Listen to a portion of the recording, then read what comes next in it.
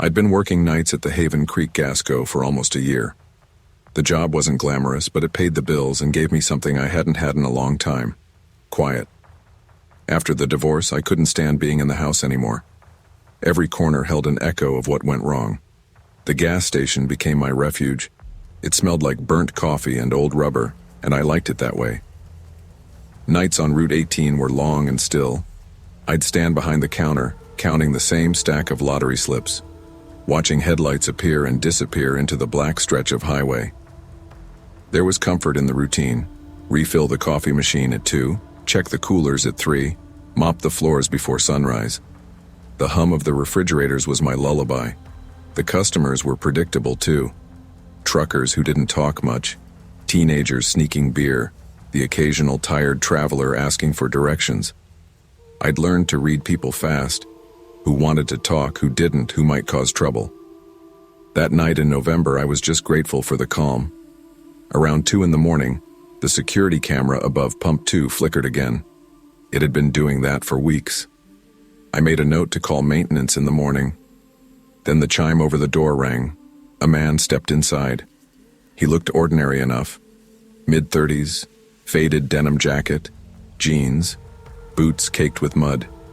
He didn't buy anything, just paced the aisles like he was looking for something he couldn't find. "Everything okay, sir?" I asked, trying to sound casual. He looked up slowly and smiled, but it was the kind of smile that didn't reach the eyes. "Yeah," he said softly. "Just passing through." Then he walked out. The chime rang again. I looked through the glass. No car, no footsteps, just the empty lot glowing under the harsh lights. For a second, I thought maybe I'd imagined him, but the door still swayed from where he'd pushed it open. I told myself it was nothing. Maybe he parked down the road. Maybe he just needed to stretch his legs. But I couldn't shake the cold weight settling in my chest. 10 minutes later, the chime rang again. This time he was wearing a dark hoodie and gloves. Same posture, same dragging step, same tilt of the head. My throat went dry. He didn't wander the aisles this time. He walked straight to the counter. "Back again?" I tried to laugh, but it came out thin and shaky. He didn't answer. He set a pack of gum on the counter. Then, from his pocket, he pulled out a small handgun and laid it down beside the gum like it was just another item to scan. My body froze. He slid a crumpled dollar bill across the counter. "Keep the change," he said, voice low and calm. I nodded, hands trembling. "Sure thing." He took the gum, tucked the gun back in his jacket, and walked out without looking at me again. The chime echoed in the silence. I locked the door the second he was gone. My heart was racing. I called the sheriff's office, voice shaking as I explained what happened. The deputy who arrived was young, couldn't have been more than 25. He looked around the store, checked the cameras, and shrugged. "You said he didn't threaten you." "No," I said. But it was him. Twice. Different clothes. Same guy. He replayed the footage, but the image glitched. Static where the man's face should have been. "Maybe the feed's corrupted," the deputy said. "We'll file a report." He left me with a case number and a suggestion to stay alert. That was all. When I got home that morning, I couldn't sleep. Every time I closed my eyes, I saw that faint smile. The way his eyes looked past me, like I wasn't even there. A week passed, and nothing happened. Still, I couldn't shake it. I'd flinch whenever the chime rang. I started noticing cars parked too long across the road, headlights that lingered just a little too long before pulling away. I told myself I was being paranoid, but that didn't make it stop. When I asked the sheriff for an update, he said there was no record of anyone matching that description. No prints on the counter, no trace at all. He said maybe the guy was just passing through, maybe just another drifter. I wanted to believe that. But one night I was taking the trash out behind the station when I saw something by the dumpster. Boot prints. Deep ones, pressed into the frost. They weren't mine. They led toward the tree line and vanished into the dark. I stood there for a long time, my breath fogging in the cold air. Inside, I checked the clock, 2:13 a.m. The same time he'd first come in. After that, I started keeping the door locked after midnight. Regulars could wave through the glass and I'd buzz them in. I bought a baseball bat and kept it behind the counter. I started sleeping with the lights on at home. The nights dragged on, each one longer than the last. My co-workers joked about me getting jumpy, but they didn't know. They didn't see how the world gets smaller after something like that, how even silence starts to sound dangerous. It was mid-December when he came back. The wind had picked up that night, rattling the glass doors. I was refilling the coffee pot when the chime rang. I didn't even look up at first. Then I heard his voice. "Coffee still the same?" My hands froze. I turned. He stood by the counter, no gun this time, no smile either. Just that same blank stare. "What do you want?" I asked. He looked around slowly. "Did they ever fix your cameras?" I swallowed hard. "You should leave." He nodded slightly. "I will. But you should know. Some people come and go and no one ever really sees them." "Not really." I didn't understand what he meant. I still don't. He walked out before I could say another word. The chime echoed again. I ran to the door, but by the time I looked outside, there was nothing. No car, no footprints in the snow. The next morning, I told the sheriff again. He checked the footage, static, same as before. Only this time the timestamp flickered, 2:13 a.m., then went blank. I quit the job a week later. Couldn't stand the silence anymore. Every creak, every hum of the fridge felt like a warning. I moved 2 towns over, started working days at a hardware store. Still, some nights I wake up at 2:13 a.m., heart pounding, certain I've heard that door chime again. I don't know what he wanted, or if he was even real. Maybe he was just another broken man passing through the same kind of emptiness I was living in. Maybe we were both just ghosts of something we lost. All I know is that after that night, I learned to see people differently. The quiet ones. The ones who stare too long. The ones who never say what they're thinking. You start realizing how thin the line is between ordinary and dangerous. How sometimes they're the same thing. Sometimes evil doesn't roar. It whispers. It walks into your life looking like any other stranger, buys a pack of gum, and leaves you questioning everything you thought was safe. Never ignore the feeling that something isn't right.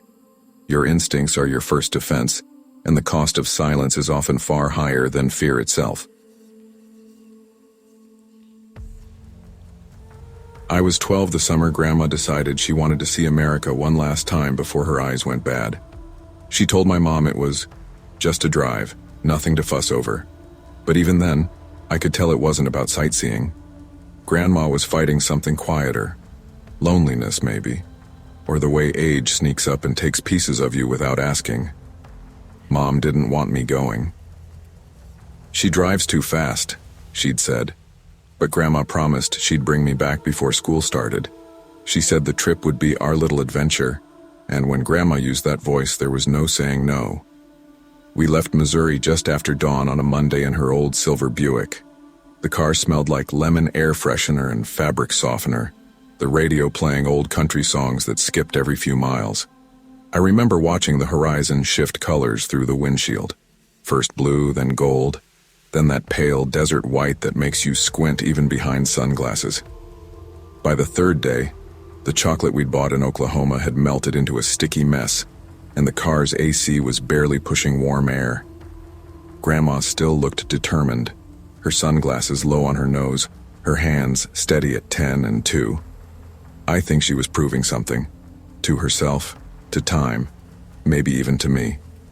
When the fuel light blinked, we'd just passed a sign that said, "Next services, 47 miles.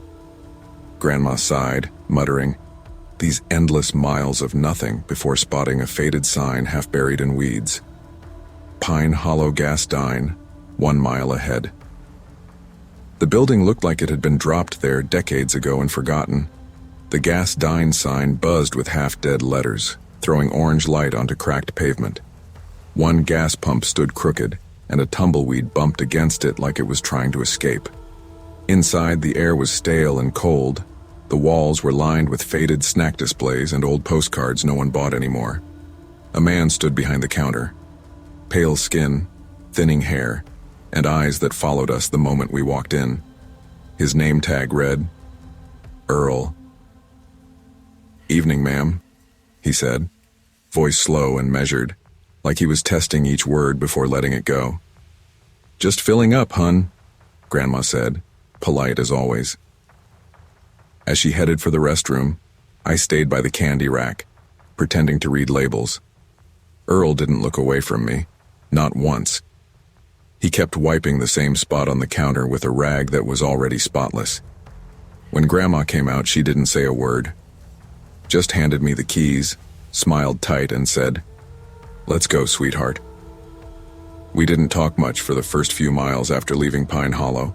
The road stretched straight and endless, like the desert didn't know how to curve. I watched Grandma's hands gripping the wheel tighter than usual. Her wedding ring glinted in the dying sunlight, trembling just slightly with every bump in the road. After 20 minutes, I noticed headlights appear in the rearview mirror. A dusty pickup, maybe red or brown. It was hard to tell in the fading light. It stayed behind us, steady, not too close but close enough to make you notice. "Probably another traveler," I said. Grandma didn't answer. The sky was turning violet now, storm clouds building along the horizon. Lightning flickered far away, lighting up the mountains like camera flashes. Grandma pressed harder on the gas pedal. The car behind us did the same. It didn't pass. It didn't fall back. When I looked again, I could make out the shape of the driver, cap pulled low, shoulders still like a shadow carved out of the dim. As the sun dropped, so did the temperature.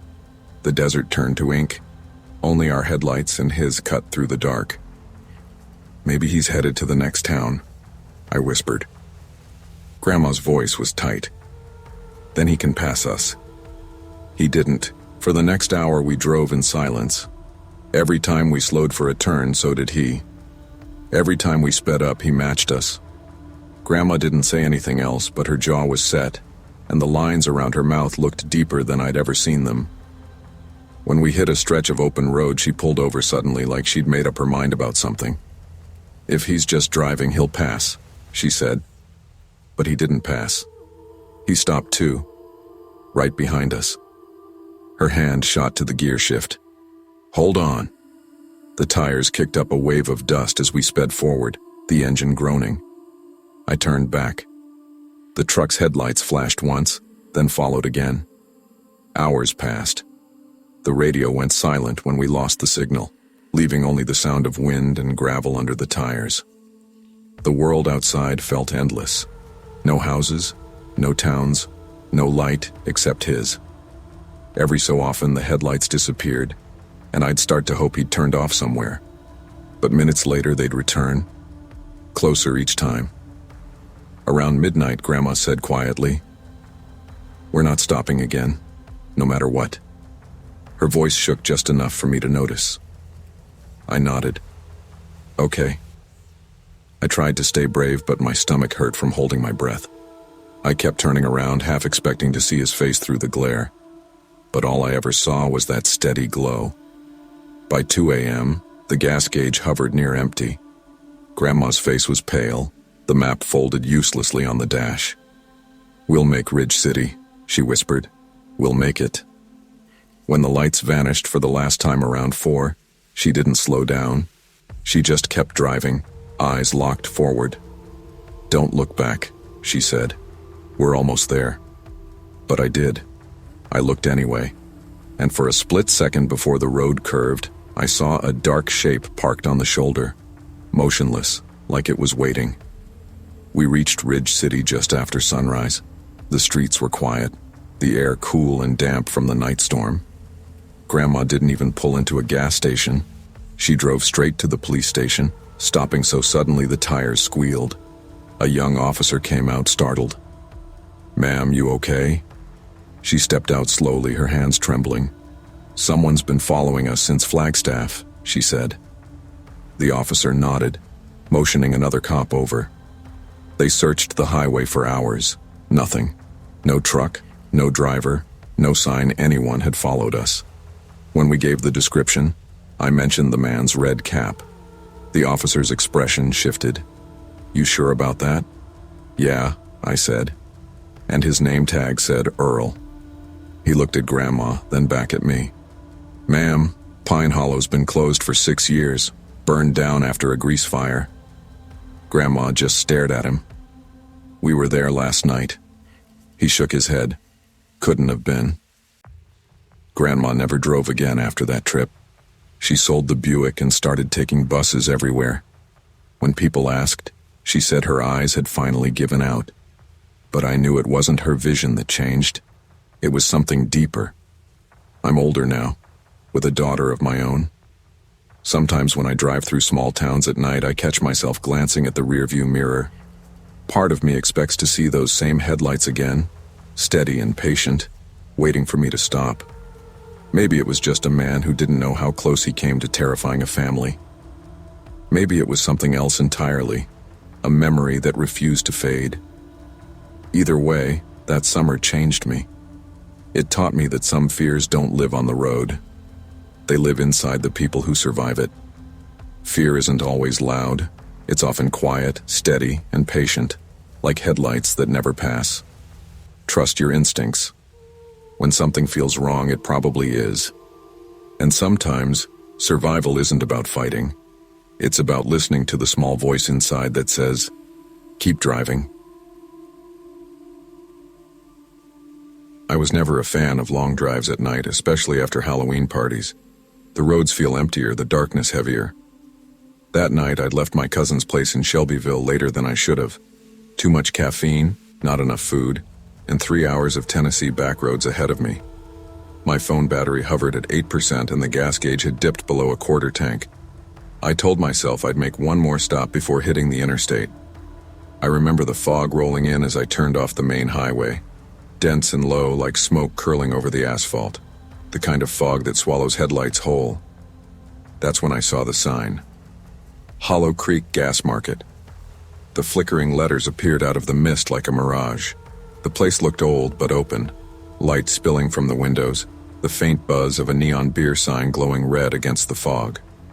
I slowed, turned in, and rolled up beside the only working pump. Inside, the air smelled of coffee, dust, and rain-soaked pavement. A TV on the counter hissed with static, showing half of a football game that had probably ended hours ago. The man behind the counter looked up and nodded.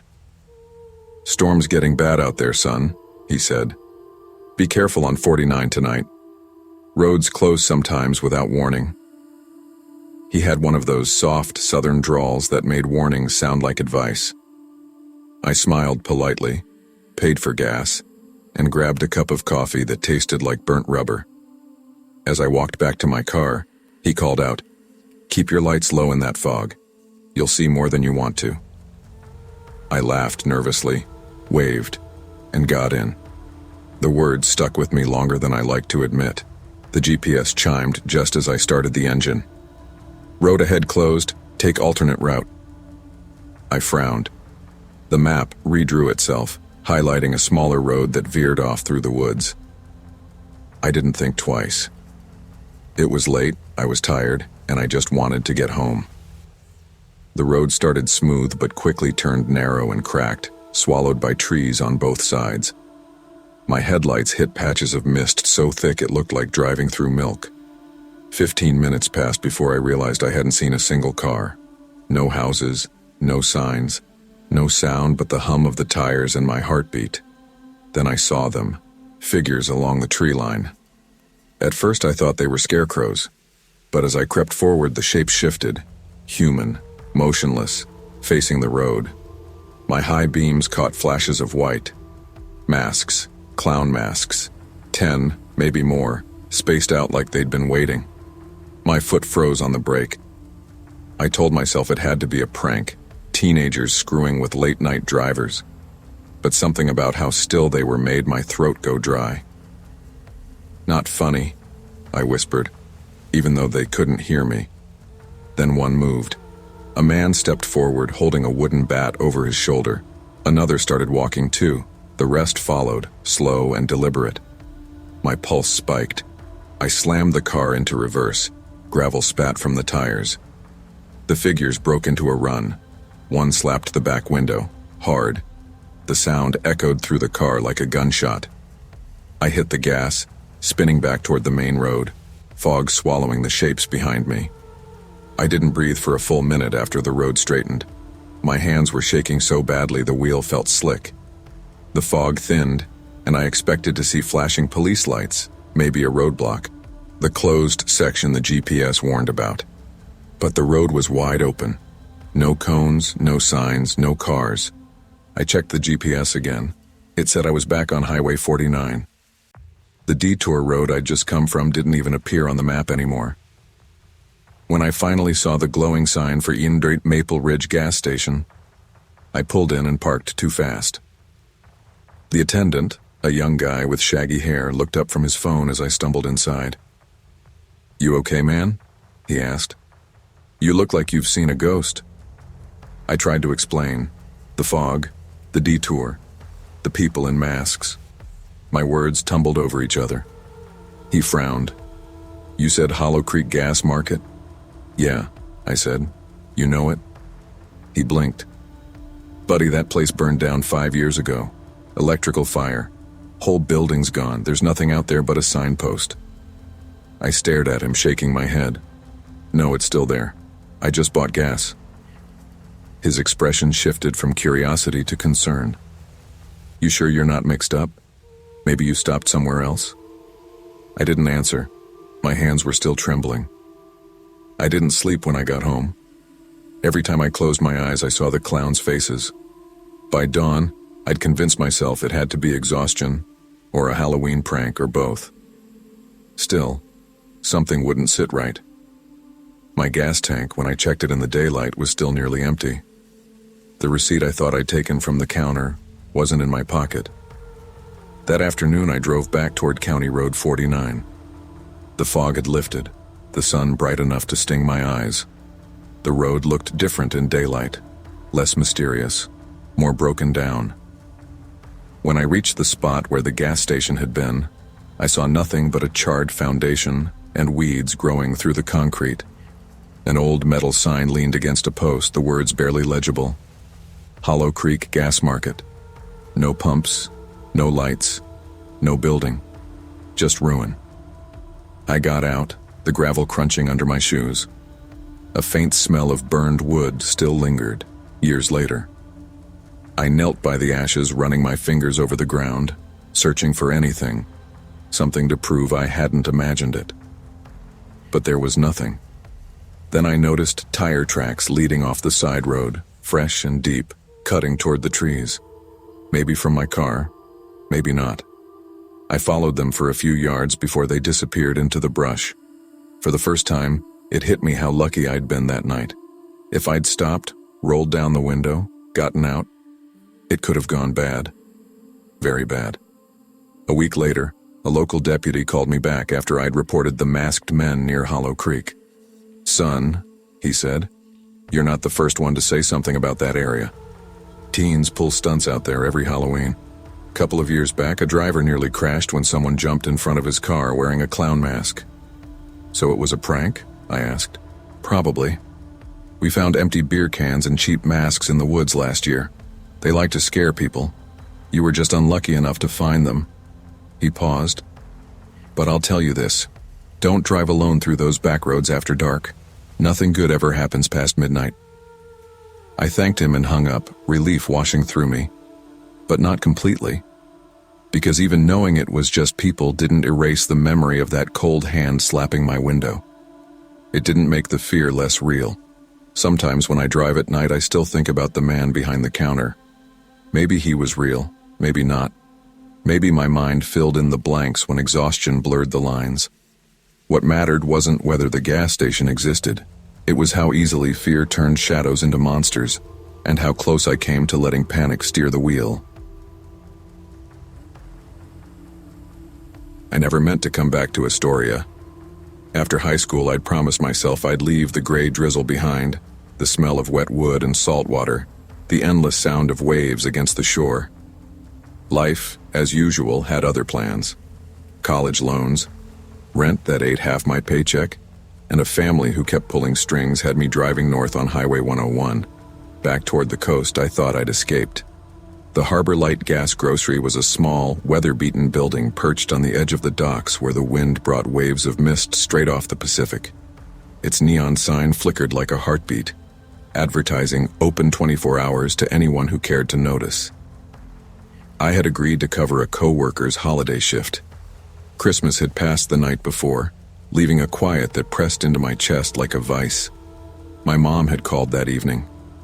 "Don't stay up too late," she'd said, worry threading her voice. "I'll be fine, Mom. It's just one night," I told her, though I didn't believe it. The store smelled of canned soup and cheap coffee. I restocked shelves, wiped counters, and listened to the hum of the soda machine. The windows fogged with my breath, and every time I glanced outside, I half expected the storm clouds and mist to form shapes I didn't want to see. I had learned long ago that quiet nights in small towns could hide more than you realized. Around midnight, I noticed him for the first time. A man standing under the yellow streetlight outside, motionless, head tilted slightly toward the glass. At first, I thought he was just waiting for a friend, or maybe a drunk staggering along the docks. But the way he held himself, completely still, completely observing, made my skin prickle. I opened the door to ask if he needed help. "Sir, are you okay?" No response. He stepped out of the light and vanished into the fog. I shook my head, blaming it on tired eyes and the storm. But deep down, something told me to watch. The wind pushed in damp waves, carrying the faint scent of fish and rain-soaked earth. Every instinct screamed at me that this night wouldn't be normal. A few minutes later, the door chime rang. I looked up. He had entered. Wet boots squeaking across the tile, flannel soaked through, eyes hollow. "Evening," I said softly, forcing calm into my voice. He didn't respond, just wandered the aisles, dragging his fingers along the shelves. I could feel my pulse in my throat. When he knocked over a stack of chip boxes and let out a high, wrong laugh, my stomach twisted. Something was very, very wrong. I took a slow step back toward the door, hoping he hadn't noticed me. "Sir, you can't do that," I said, trying to sound steady. "You okay?" He crouched behind aisle 3, giggling again, almost childlike but not innocent. My throat tightened. That's when I saw it. His hand holding something small, silver, sharp, a knife. Adrenaline hit me like a freight train. I bolted outside, fumbling for my keys, rain smearing my vision. My fingers shook as I locked myself in my car and called 911. Through the windshield, I could see his shadow moving inside, darting between aisles like a predator. Minutes felt like hours. The storm pressed down around me, wind pushing the mist into the edges of my vision. I watched as police cars arrived, lights spinning red and blue in the fog. Officers swept the store, found nothing. The back door to the docks was open, flapping in the wind. He was gone. 2 officers showed me the security footage. My stomach sank. The man had entered through the side door long before I saw him. He had been hiding behind shelves, crouching low, watching me the whole time. "You're lucky, kid," one officer said quietly, voice low, eyes on the screen. He had the knife the whole time. I couldn't speak. The footage confirmed it. I had been walking around oblivious to the danger inches from me. The mist outside pressed against the glass like the world itself was holding its breath. When I got home at dawn, I sat in my car for 10 minutes, still hearing the faint echo of his giggle in my head. I didn't sleep that morning. I couldn't. Driving along the coast, the mist clinging to the windshield, I couldn't help but remember why I hated nights like these. When I was 10, my father had disappeared in a storm. Not out here on the docks, but in the woods behind our old house. His truck was found crushed under a fallen tree. The memory of that night had always lurked in the background, dormant but awake whenever thunder rolled. Now, 20 years later, it felt alive again. I thought about the man in the store, the pacing, the giggling, the knife. There was something familiar in the way he moved, something that felt predatory and lost at the same time. I realized I had been lucky. Pure luck. I couldn't stop thinking about what could have happened if I'd been slower, less alert. The mist outside my apartment window seemed thicker than usual that night, curling around the edges of the glass like fingers reaching for me. Police kept the back door sealed after my report. Officers patrolled the docks, interviewed dock workers, and checked the surrounding streets. No one reported seeing a man matching the description, and nothing was found in nearby alleys or warehouses. But I couldn't let it go. The thought that someone had been in the store, knife in hand, watching me for minutes, possibly longer, made my chest tight every time I closed my eyes. I visited the store again in daylight, walking through the aisles. Everything was as it had been. No sign of forced entry, no discarded items, just the faint scent of wet flannel and fear lingering in the air. I knew the man had been there. I could feel it. The officers assured me that he probably had fled to the fog, to the open docks, to wherever criminals vanish in coastal towns. But instinct told me he hadn't left. Not entirely. Shadows like that don't disappear. They wait. Months later, I returned to the gas station during a daylight run. The storm clouds had lifted, replaced by a low gray sun reflecting off the wet asphalt. Inside, everything looked normal, but I couldn't shake the memory. Crouching behind aisle 3, his hollow eyes, the knife glinting in fluorescent light. Every time I drive past that station, I feel a pull to look inside. I see the faint outline crouched low behind the shelves, waiting for someone to notice. It's a reminder. Danger is often silent, invisible until it's too late. I learned something that night. Instincts matter. Fear isn't weakness. Fear is a signal. That night could have ended differently if I had ignored the warning signs. I don't know if he ever returned after that foggy December night. Maybe he did. Maybe he waits in other small towns, invisible to the world but very present to someone who isn't paying attention. I never thought I'd end up back in Helena, Montana, of all places. Growing up in this state, I always swore I'd leave the small towns behind, the endless stretches of road, the forests that seemed too thick, too quiet. But life has a funny way of reminding you that the past never really lets go. Rent in Billings had doubled, and my old sister had twisted my arm into covering an overnight shift at the Silver Cross fuel stop, miles out of town along Route 93. She joked it would be fun, said the isolation would do me good. I didn't tell her that storms made my chest tighten and my throat go dry, that the sound of rain against metal roofs had haunted me since I was 10. That night, the storm rolled in like a freight train. I pulled up to the station, headlights cutting through sheets of rain that hammered the glass, wind bending the sign like it wanted to snap it clean off its pole.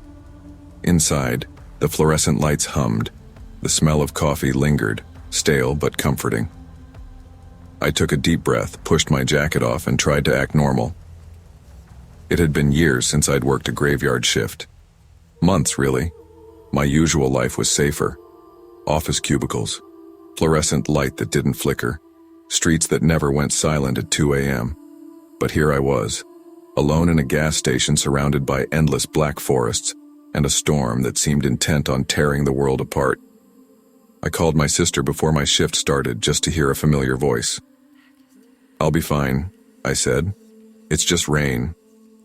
She laughed, the way only she could, warm and teasing. "You sound like Mom when she pretends she's not scared." I smiled, but the memory of my father's last night lingered at the edge of my thoughts.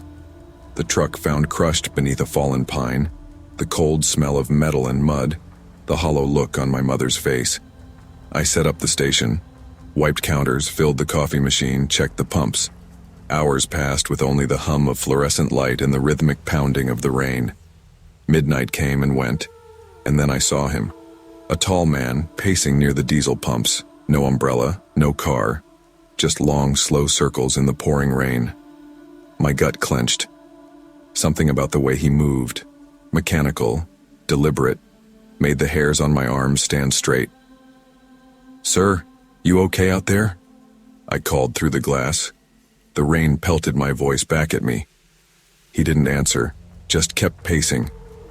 Lightning flashed, revealing the sharp angles of his face for a fraction of a second, then gone again, swallowed by the storm.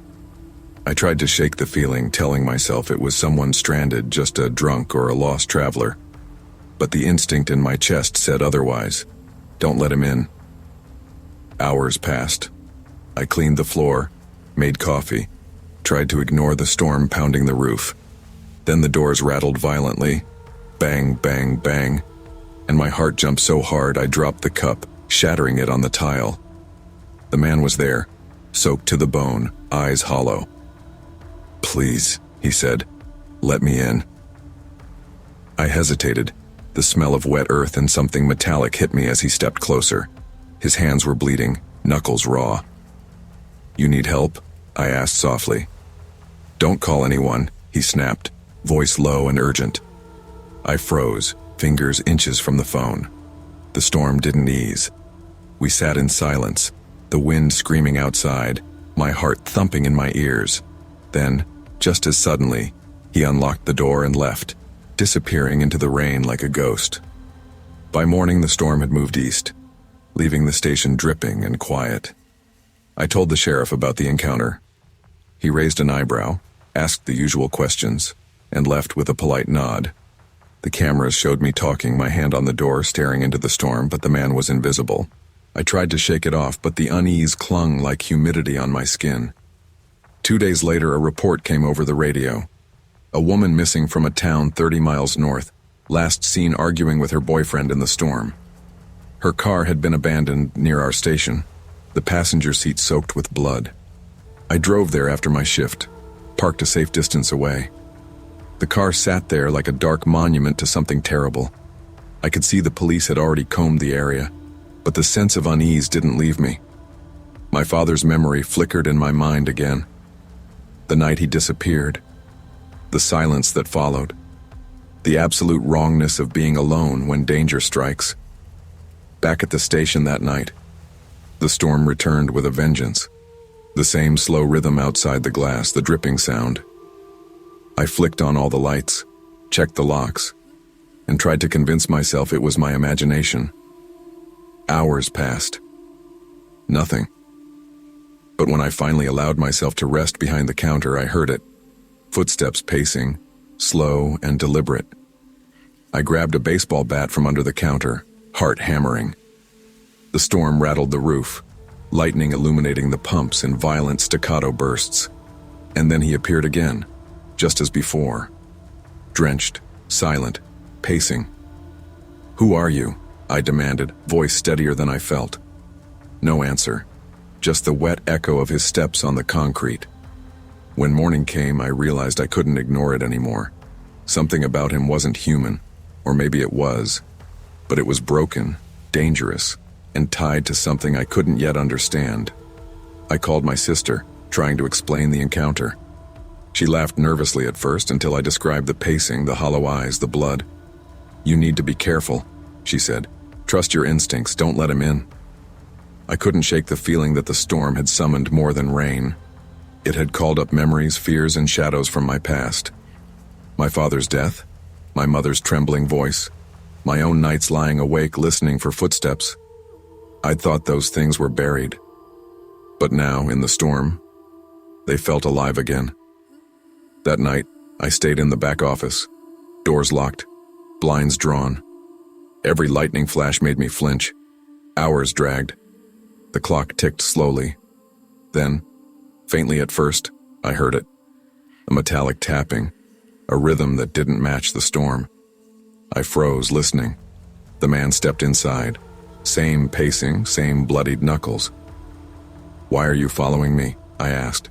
He didn't answer, just turned his head slightly, hollow eyes meeting mine. I could feel the intensity of him, the weight of some unspoken rage or grief pressing against the small, fluorescent-lit room. I realized then he wasn't trying to hurt me. Not yet. But he was unbalanced. Lost. like someone carrying the weight of the world on wet shoulders. I could see the outline of a story in his movements, a broken life that collided with mine by chance, in a storm. Hours later, he left as silently as he came. I knew I'd be waiting for him again, heart hammering, hands shaking. 2 days later, the woman's body was discovered in the woods near Route 93. Police said it was murder. My stomach turned. I'd seen her car, her blood. I remembered the pacing man, the storm, the hollow eyes. I took a walk that night, flashlight in hand, along the dark edges of the forest near the station. Rain had soaked the earth again. The wind pushed my hair into my face and I could hear the faint rhythm of footsteps. I thought about calling for backup, for someone official, but I knew if I did, he would vanish before they arrived. And then I saw it. A shoe print in the mud, too large, too deliberate. I followed it a short distance, heart racing. Then the sound, pacing, slow, deliberate, right behind me. "Stop following me," I called. No answer, just the echo of wet footsteps. I sprinted back to the station, locked all doors, and called 911. For the first time that night, I didn't feel powerless. I had evidence. The storm was still raging, but I felt some strange sense of agency. The police arrived hours later, combing the station and the nearby forest. The man had vanished again, leaving no trace. His presence felt like a shadow that only I could perceive. I stayed awake until dawn, listening, watching, heart pounding. After that night, I stayed on the graveyard shift as little as possible. I moved to a different station months later, closer to town, where the storms weren't so isolating. And though I never saw him again, I learned something important. Sometimes danger is real. Sometimes fear is justified. And sometimes the human mind will replay memories, blending past and present, creating ghosts that force you to pay attention. Trusting your instincts isn't paranoia. It's survival. Trust your instincts, respect your own fears, and never dismiss the quiet warnings that something feels wrong. Your awareness can be the difference between safety and disaster. I never thought I'd feel fear so sharp and immediate. It's different from nervousness or the low hum of anxiety that accompanies working the auto shop alone. Fear hits the chest first, then the stomach, and spreads until it makes your hands shake and your mind frantically search for logic that isn't there. That morning, driving along Highway 70 toward Quincy, I felt that exact fear coiling inside me. Cole Harper rode shotgun, quiet except for the occasional cough and the shifting of his backpack. I kept glancing at the dashboard, trying to ignore the black sedan parked at the small, abandoned gas station a few miles back. Something about the way the driver watched us had set off a primal warning I couldn't shake. At the time, I had dismissed it. Too much coffee, too little sleep, paranoia from living alone after Dad passed. But now, as the first faint orange smear of sun cut across the horizon, my skin prickled at every shadow. Mara's voice echoed in my head. "Ethan, don't get into trouble, please. Just call the police if something feels wrong." I had promised her I'd check on Mr. Donovan, our boss, who lived alone in a Victorian house at the edge of town. He hadn't answered calls in 2 days. Normally he was surly but punctual. This silence was unlike him. "Ethan, we shouldn't..." Cole's voice was a low murmur, breaking the silence. I know, I whispered, clutching the steering wheel tighter. "But I have to check. Just a quick look." Cole's eyes flicked toward the road. "We stay together. Slow. Keep your hands visible." I nodded, camera dangling around my neck like a shield, a ridiculous habit I'd picked up in high school. Photography had been my escape, a way to frame the world in something controllable. Today, it felt useless. Nothing could frame what I feared might be waiting at Donovan's house. The road narrowed as we approached the Victorian. The front gate creaked in the wind. The brass key on the old door jiggled in its lock. The door was ajar. I swallowed hard, stepping out. The air smelled of dew, gasoline, and something darker I couldn't identify. Cole's hand hovered near the concealed gun under his jacket. I tried to steady my breathing, reminded myself that Donovan was just a human, capable of being late, of oversleeping, or sick. Logic. But my chest still twisted. A shiver ran down my spine as the wind pushed the old wooden gate, echoing like distant footsteps. I forced myself to knock, then pushed the door slightly. Inside, the smell hit me first. Metallic, sharp and unmistakable. My stomach dropped. Cole gagged behind me, stepping back. I froze, unable to move, unable to look away. The kitchen was flooded with morning light, or what little seeped through the stained glass. Donovan's body lay sprawled across the floor, blood pooling around him. Time stopped. My mind tried to protest. He's not really. He is. Cole muttered. Oh God, as if saying it would make the reality vanish. I crouched near the doorway, stomach churning, trying to find something familiar. Donovan's favorite coffee mug sat cracked on the counter, a teaspoon submerged in the coffee still half filled. I could almost hear his gruff voice telling me to stop gawking, but this time there was only silence. Ethan. Cole's voice was tight, shaking. We need to call the police. I nodded, fumbling for my phone. My hands were trembling so badly the camera strap caught on my wrist. Memories of the gas station flashed. The black sedan, the attendant's eyes lingering on us, the uneasy feeling that someone had been watching. Could it have been the same people? Had they followed us here? We backed out slowly, closing the door behind us. The air outside felt cleaner, but nothing could remove the coppery smell lingering in my nostrils. The world seemed smaller, more dangerous, like the house had shrunk into a trap I had almost stepped into blindly. When the police arrived, they swept the area. Evidence confirmed that 2 local drug addicts had broken into Donovan's house, hoping to find money or valuables. They'd tortured him for information he didn't have. I kept replaying the gas station moment, wondering if the black sedan had been them scouting the area. The thought made my stomach knot tighter than before. I couldn't stop thinking about that gas station. Months earlier, it had seemed unremarkable. Just a lonely roadside stop with rusty pumps and a flickering neon sign. But now, in hindsight, I could see the warning signs I'd ignored. The attendant's gaze lingering too long. The black sedan parked too close to the pumps. The way the wind had carried a faint metallic smell across the asphalt. That night my mind had dismissed it as paranoia, the result of losing Dad, working too many late shifts, and the isolation that comes with small-town life. But I realized now that danger doesn't announce itself. It waits, sometimes in mundane places, until it finds its opening. I started driving past that route often, studying the highways, checking the small towns for anything out of place. I imagined the black sedan creeping through the fog, the same shadowy figures blending into ordinary nights, waiting for someone vulnerable.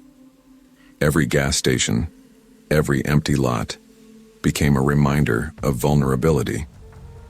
Cole noticed the change immediately. "You don't even sleep properly," he said one afternoon as we loaded a car for work. I nodded silently. No one could understand the way my chest tightened at neon signs or empty highway intersections anymore. Weeks passed, but I couldn't shake the morning of Donovan's murder. I replayed it endlessly. The cold metal of Cole's gun, the smell of gasoline and blood mingling, the helplessness on Cole's face as we backed out of the house. I thought of Mara, her voice trembling with worry, and I realized fear had found a permanent place in me.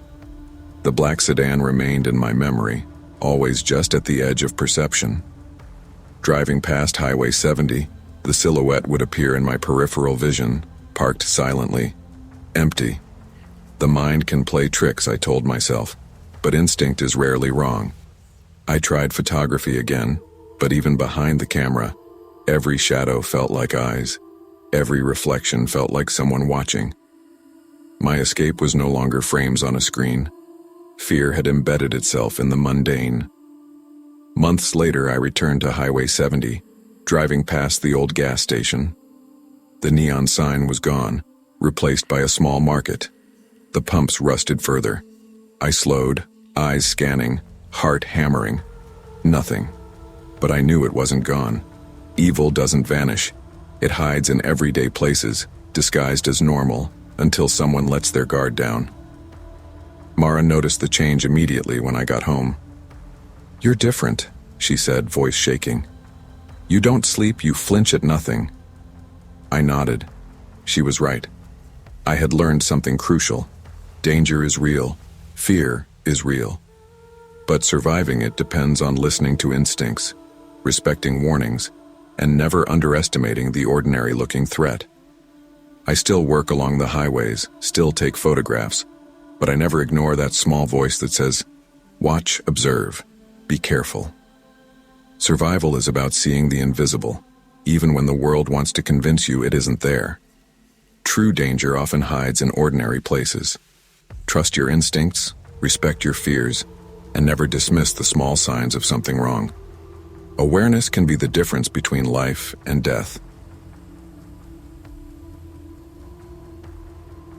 I never liked driving alone on foggy nights. There's a way mist creeps over the asphalt, turning ordinary road lines into faint whispers that vanish and reappear, like the world itself is uncertain. Tonight, the Sierra Nevada foothills were shrouded in heavy fog, orange streetlights casting dim halos onto the slick pavement. Mark, my husband, was behind the wheel, his hands tight on the steering wheel, his jaw set in that protective line he always gets when something feels off. We were heading to a small 24-hour gas station about a mile ahead, a familiar stop on our trips to Yosemite. It was a place that usually smelled of gasoline and stale coffee, but tonight, the fog made it look almost otherworldly, isolated and vulnerable. The headlights caught movement on the roadside, a dark shape that barely shifted. "Mark, is that a bag?" I whispered, leaning forward. He slowed the car. "Looks like trash, but we can check. Better safe than sorry," he said, his voice calm but tight. I glanced at him, remembering the argument we'd had 2 nights ago. My solo travel assignments had been a point of tension. Mark worried. I insisted that my independence mattered. I can't ignore someone," I said then, voice trembling. He had sighed, tension in his jaw. "Fine, just don't do anything reckless, Lydia." Replaying that conversation, I felt my stomach knot. There was nothing reckless about stopping for someone in trouble. My moral compass, that drive to help, overruled caution. But fear tightened around me anyway. As we turned the car around, the shape resolved into a woman sitting on the foggy roadside, thin, shivering, drenched and small against the vast darkness. Her clothes clung to her, soaking wet. I rolled down the window, the cold fog brushing my cheek. "Are you okay?" I called softly. Her eyes flicked up at us, wide, fearful and desperate. I was supposed to meet my mother, at the gas station ahead. I can't make it," she murmured, voice hoarse. Mark glanced at me. The gas station now loomed in the fog, a lonely yellow beacon. We both felt the tension, the sense of sanctuary mixed with vulnerability. "We can take you there," Mark offered. She hesitated, eyes darting toward the fog-enshrouded pines. Then she nodded, gripping my arm. I need to get there," she whispered. We pulled her into the back seat. The car smelled of damp jackets and fear. She spoke in fragments, a violent ex-husband, threats, nights spent hiding in abandoned motels. Every creak of the seat, every truck passing on the highway seemed to amplify her anxiety, and ours. By the time the gas station neon appeared through the mist, the tension was unbearable. We parked, staying in the car as she scanned the parking lot, waiting for her mother. Even under the flickering lights, her wide, fearful eyes haunted me. The neon flickered again, buzzing faintly in the silence. I kept my hands in my lap, Mark's quiet presence beside me grounding me. The woman's breathing was shallow, hands clenching her knees. Every shadow in the parking lot seemed like a threat. I tried to distract her. "We'll wait here. Your mom will come soon." She shook her head, murmuring, I don't want him to find me. He's always looking. I swallowed, feeling a chill that wasn't from the fog. Who? I asked gently. My ex. He hurts people, she said, voice barely audible. Her trembling intensified, and I realized how vulnerable she truly was. Mark shifted in the seat, keeping his eyes on the surrounding darkness, protective and alert. Time stretched. A few cars passed, but the lot remained mostly empty. I noticed the pines surrounding the station, dense, dark, like silent watchers. Every crunch of leaves in the distance made me jump slightly. The fog seemed to move, hiding shapes that might or might not be real. I asked her, "Has he ever hurt you directly?" She flinched, shaking her head. Not yet, but he's dangerous. Always finds me if I let my guard down. That's why I ran. I couldn't call anyone. Phones, they track you. Mark and I exchanged a glance. We understood then the depth of her fear. The small gas station was both haven and risk, a liminal space where danger could appear out of nowhere. Minutes felt like hours. Then headlights appeared in the fog, coming from the direction of the gas station. Her eyes lit up. "Mom," she whispered. Relief washed over her like sunlight breaking through clouds. She scrambled out of the back seat and ran toward the approaching car, collapsing into her mother's arms. Mark and I watched, silent, the tension slowly unwinding. Yet as we started the car and drove away, the fog seemed heavier, the shadows more persistent. I couldn't shake the feeling that the darkness outside the neon glow still contained threats unseen. The drive back was quiet, filled only with the hum of tires on wet asphalt and the occasional passing truck. I kept glancing in the rearview mirror, half expecting to see a figure in the fog, but there was nothing. At home, I sat with my journal open, pen hovering over the page. You never really know how close danger is until you see it in someone else's eyes, I wrote. The memory of her shaking hands, wide eyes, and whispered fears pressed into me. Mark noticed my agitation. "You okay?" he asked, voice low. I nodded, though the tension hadn't lifted. The foggy road and that small gas station had etched themselves into my psyche. That night, sleep eluded me. Dreams of the fog, the lonely station, and the woman's trembling hand reaching out haunted me. Even months later, that stretch of Highway 120 remained a place I avoided, my mind replaying the small details. The neon flicker, the shadows in the pines, the smell of damp jackets in the car. I began noticing subtle shifts in my behavior. I double-checked locks on the house, hesitated before pulling over at roadside stops, and avoided deserted areas. Driving through fog anywhere triggered flashes of that night. Mark was patient, but he could see my nerves. "You're not driving here again, right?" he asked quietly one evening. I shook my head. It's not just the road. It's realizing how easily someone's life can spiral, and how helpless we are when danger is so close, I said. Even freelance trips I once loved felt riskier. I started taking extra precautions, letting someone know my route, carrying a personal alarm and keeping my phone ready. Fear had sharpened my awareness, but also shadowed moments that should have been mundane. Months passed, and though the memory never fully left me, I began to process it. That night on Highway 120 reminded me that danger often hides in places that seem harmless. A gas station, a foggy road, the gap between ordinary and desperate. I learned to trust my instincts, to recognize fear as a signal rather than a weakness. The woman's vulnerability showed me the fragility of life and the responsibility we carry when we can act. Mark's steady presence reminded me that we can't face every threat alone. And sometimes the simplest acts, pulling over, offering help, staying cautious, can make the difference between safety and tragedy. Now I drive with awareness, journal with reflection, and remember that even ordinary roads hold stories, some terrifying, some hopeful, and some that simply remind us how fleeting normalcy can be. Danger often hides in plain sight. Trust your instincts, act with empathy, And never underestimate how quickly lives can be threatened, and how crucial small acts of courage can be.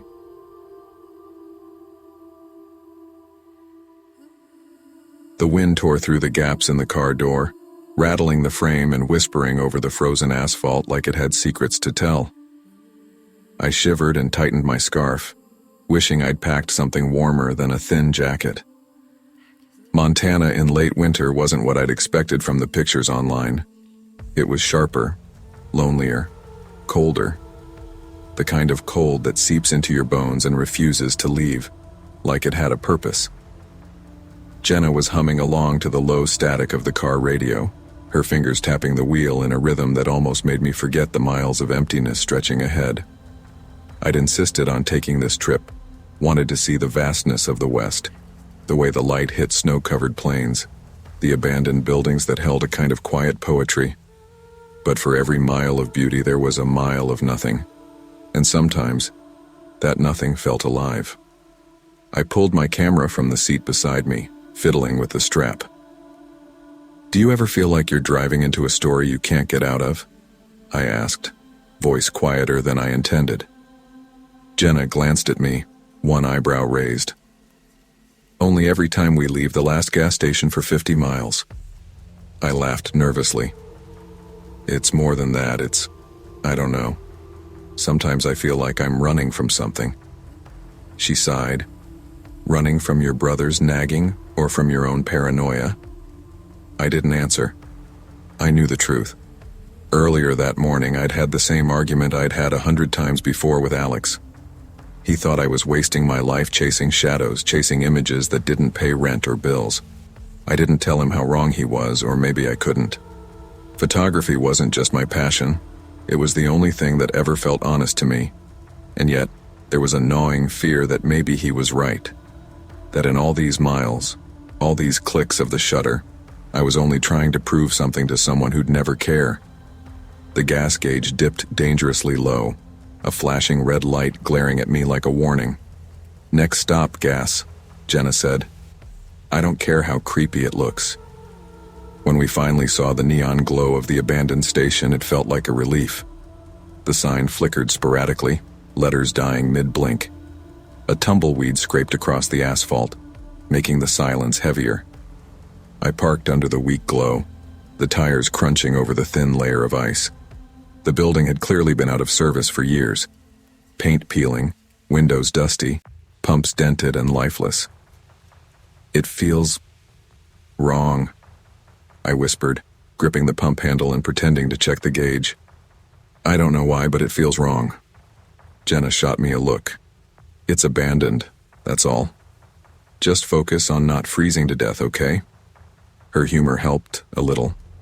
But it didn't last. A voice sliced through the cold. "Hey.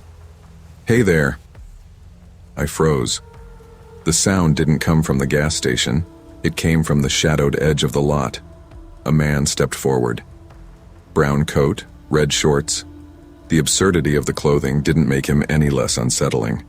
He walked with deliberate steps, the kind of slow, deliberate that makes your heart skip in ways you can't explain. Jenna moved closer to me. "Let's just go," she whispered. My hand twitched toward the camera hanging at my chest.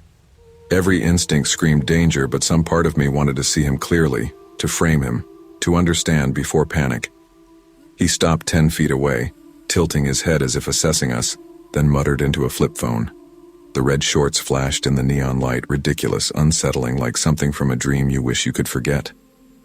I swallowed, the bitter air scraping my throat. The distance between us seemed smaller with every second, and I realized then that sometimes fear isn't the absence of sense. It's the presence of the unknown, the unmeasured, the unpredictable. He didn't approach further, but his presence was heavier than the snow. Jenna straightened her shoulders. "We're not alone," she called out, trying to sound braver than she felt. The man flinched, his eyes flicking toward us, then back at the dark stretch of highway. His flip phone snapped shut with a sound that made me jump. He melted into the shadows before we could make a decision. I exhaled sharply, feeling adrenaline ripple through my veins. "Did you see that? He just disappeared." Jenna nodded, gripping the wheel. Yeah, and I don't want to see him again. We stayed in the car for a few moments, the hum of the heater barely cutting through the chill. I clutched my camera, fingers tight around the strap. The abandoned gas station no longer felt like a stop, it felt like a trap. The shadows seemed thicker now, the neon flickers more urgent, warning us to leave. I shouldn't have argued with Alex today, I muttered. I shouldn't have left him. Left anyone. Jenna glanced at me, eyes soft. Harper, you're here now. That's what matters. You're not alone. I wanted to believe her. But even as we drove back onto the empty highway, the image of him, brown coat, red shorts, unblinking stare, stayed with me. I thought of the documentaries I'd seen, the warnings about travelers alone in the night, stories of strangers who preyed on the isolated. The camera on my shoulder felt suddenly heavier. Hours passed in silence.